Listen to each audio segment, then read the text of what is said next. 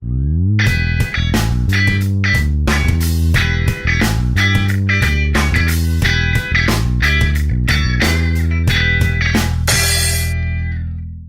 tema de hoje é o conhecimento como um valor, não é? A partir de uma concepção geral de conhecimento que tivemos na semana passada. Agora vamos enfrentar essa questão do conhecimento como um valor.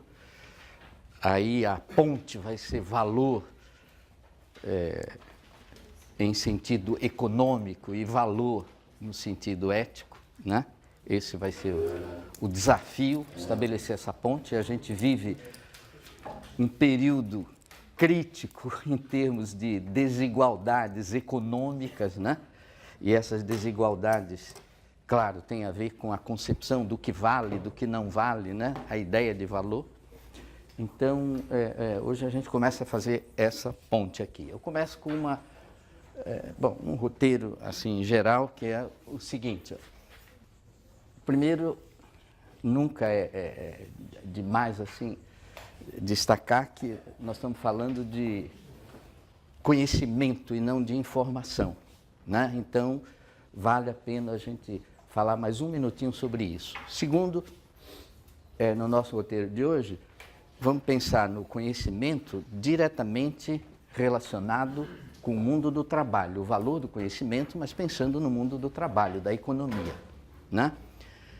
A partir daí, vamos ver como é que o mercado avalia o conhecimento, valoriza o conhecimento, as dimensões, né, do conhecimento na perspectiva do mercado. Claro que mercado, mercadoria, quer dizer, a dimensão mercadoria é uma das dimensões, não dá para negar, mas essa dimensão mercadoria é forte no mercado, né?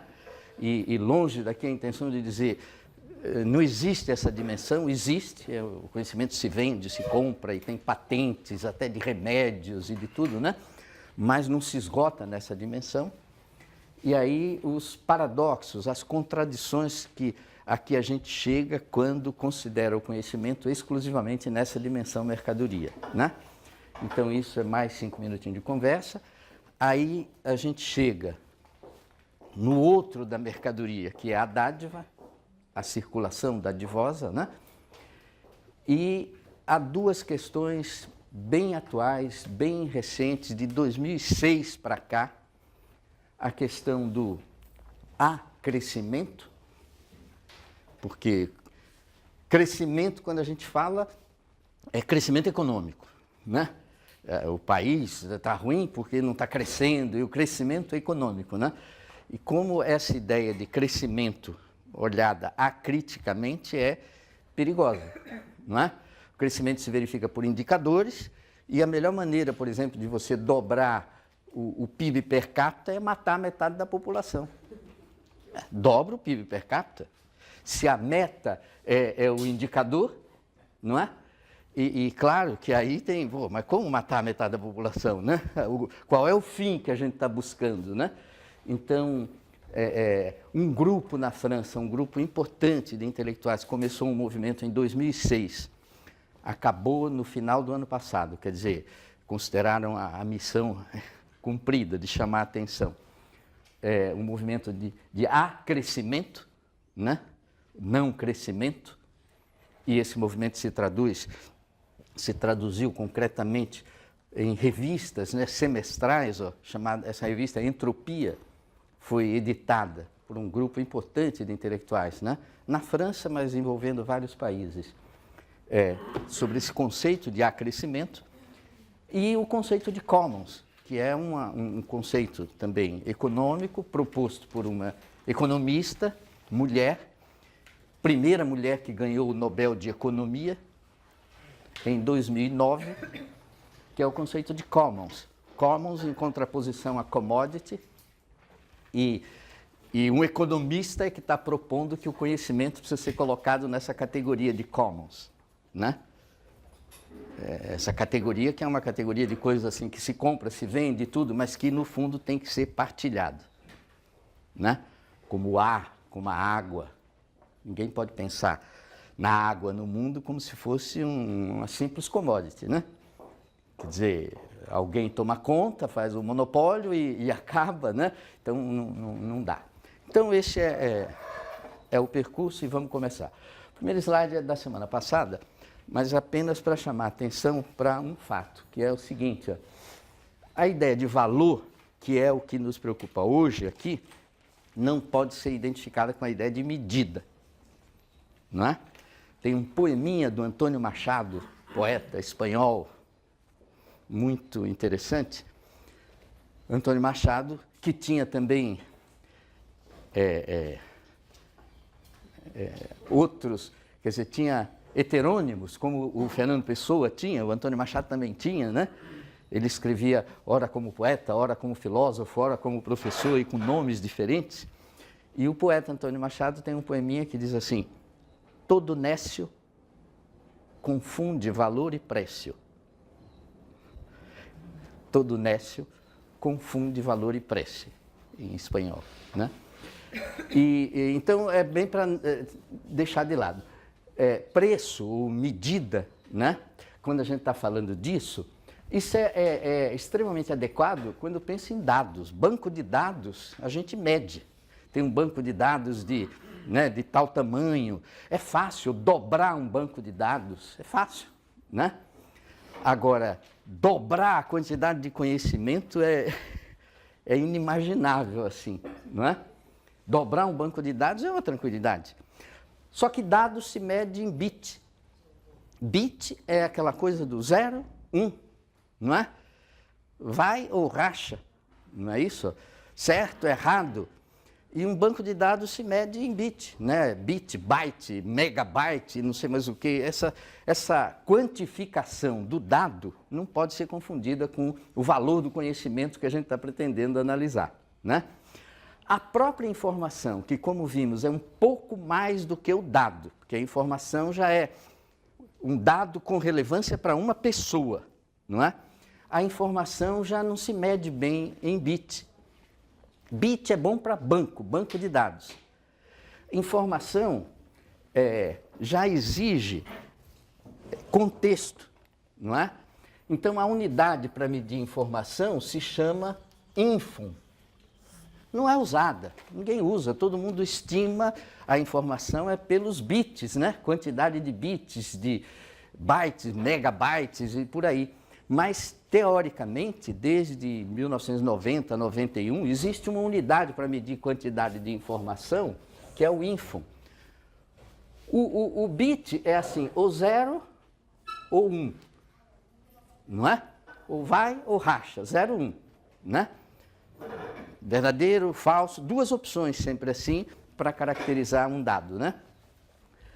Um info não é um 0, 1. 0, 1 é assim, chove ou não chove? Eu faço uma afirmação, chove ou não chove? Aí, é verdade isso? É falso? Alguém vai perguntar, onde? Né? Onde? Você está falando sobre quê? Onde? Chove aqui na Faculdade de Educação, na sexta-feira, nesse horário, não é? Então, 0 ou 1, num contexto, e o que é um contexto? É uma ênupla. Assim, N informações, quer dizer, chove ou não chove, aqui não chove, aqui chove, né? Mas na cidade de São Paulo, na Faculdade de Educação e na frente da biblioteca e não sei o que lá, fixa o contexto. Aí eu digo se é verdadeiro ou falso, né? Então, informação já é um bit com contexto, né? Tem gente que tratou seriamente disso, tem uma matemática para isso, mas que não é utilizada na prática, né? Você ouve na prática só a avaliação e os arquivos que a gente guarda, é tudo bit, byte, é só no nível do banco de dados, né? O conhecimento, aí a coisa já fica mais rica, mais complexa ainda, porque o conhecimento se faz com informações, mas não se limita a reunir informações.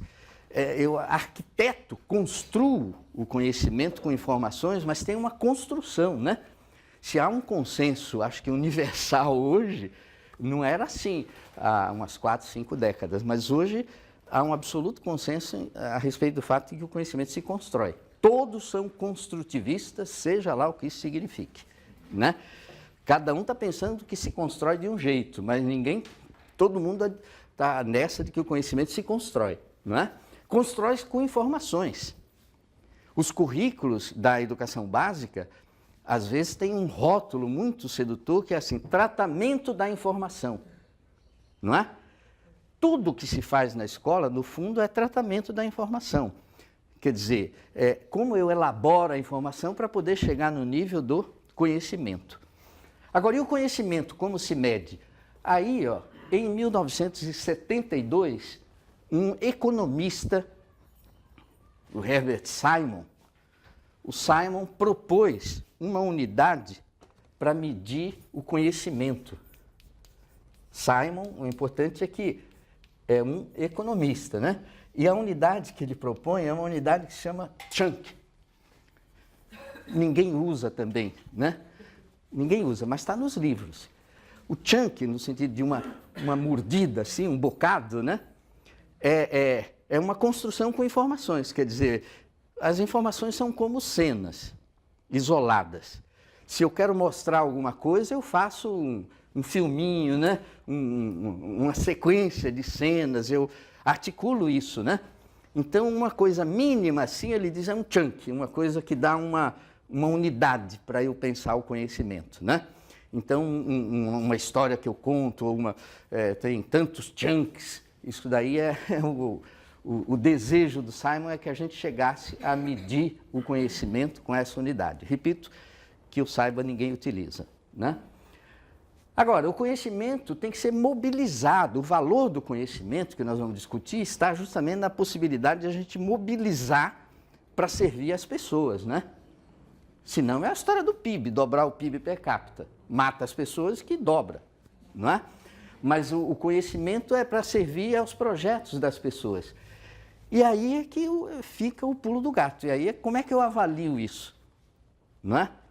Eu assim, digo direitinho qual é o projeto que a André deve ter, e aí eu vou cuidar de fazer com que a André realize o projeto dela. Quer dizer, as pessoas são diferentes, não é? As pessoas buscam coisas diferentes, então é um tema complexo esse de ver o valor do conhecimento nesse sentido de essa possibilidade de mobilização, né, para poder servir aos projetos das pessoas. Mas aí é que a gente está chegando realmente no pico daquela pirâmide, no conhecimento associado à ideia de valor, do que vale, que popularmente a gente associa a ideia de sabedoria, né? A sabedoria, o cara que sabe, mas sabe as coisas que valem, né? Coisas que valem a pena. O conhecimento associado à ideia de valor e a crise na ideia de valor, que parece uma crise econômica, ela no fundo o tempo todo é uma crise ética, não é? E é aí que a gente esbarra, quer dizer, é uma crise ética assim no sentido de que o desenvolvimento econômico, essa é a meta, isso é o fim ou é o meio? Né? Só isso que eu quero saber. Né? Então, é aí que a gente está entrando realmente no tema. Só de passagem, em homenagem, eu fiz essa observação em homenagem a Cecília, pelo tema que ela trabalha, as tecnologias, né? São ótimas aqui embaixo e não tem nada a nos dizer lá em cima. Não adianta sentar diante de um computador novinho, sofisticado e perguntar assim, meu Mac, meu Pentium, né, 5 e não sei o que eu quero da vida, né? O que vale, o que não vale, não, né? Então, sem a tecnologia, aqui embaixo a gente vai mal, vive, mas vai mal, né? Agora, lá em cima, o papel é bem menor, né? Bom, entrando na questão do conhecimento no mundo do trabalho. Vejam, nem sempre fez sentido buscar essa relação entre o mundo do conhecimento e o mundo do trabalho. Até a Revolução Industrial, eu falo a Revolução Industrial do século XVIII, máquina a vapor, 1750 e pouco, né? Então, até aí, se há uma palavra que traduz a relação entre conhecimento e trabalho, é separação. Não tem nada a ver uma coisa com a outra, né? É claro que, quando eu falo da Revolução Industrial, 50 anos antes, não é assim que de um dia para o outro mudou, né? Mas pensando, por exemplo, na Grécia Antiga, um pai grego nunca falou para um filho assim: estuda, meu filho, para poder você arrumar um bom emprego. Isso não fazia sentido na Grécia Antiga, não é? Porque o mundo do trabalho era outro departamento. O mundo do trabalho era do escravo. Quase 60% da população grega era escravo. Com um pouco de maldade, mas com bastante verdade, você não tinha desemprego, né? Já nascia empregado. No sentido de que o trabalho estava ali e era coisa de escravo. Não era o homem livre, ele ia para o outro extremo da episteme, da ciência, né? Do conhecimento, da teoria, né? E o trabalho era coisa do escravo, do artesão, né? Que vai para o técnico e tudo, mas não a ciência, assim, o conhecimento, né? É com a Revolução Industrial, repito, grosseiramente, assim, pegando um marco grosseiro, né? Mas é a partir da Revolução Industrial que a ideia que passa a comandar essa relação conhecimento-trabalho é a ideia de aplicação. Eu estudo para poder aplicar no mundo do trabalho, não é? Vocês já ouviram falar da enciclopédia francesa, né? Do Diderot, do D'Alembert. Isso é coisa justamente dessa época. A enciclopédia, entre 1750 e o fim do século XVIII, né? É que ela foi publicada, aqueles volumões, né? E a enciclopédia tem um volume inicial, que é a arquitetura da enciclopédia, e nesse volume inicial, você abre assim, são livros grandes, né? Você abre e tem um mapa que abre, fica aquele mapão, né? Que depois você tem que dobrar. E esse mapa é assim, um quadro de ocupações da época, metade do século XVIII, e as matérias que se tinha que estudar para poder desempenhar aquelas ocupações. Pô, isso é a novidade, né? Tem que estudar para poder trabalhar. Não é coisa de escravo o trabalho, não é? Essa enciclopédia é uma obra monumental, datada. O historiador Darnton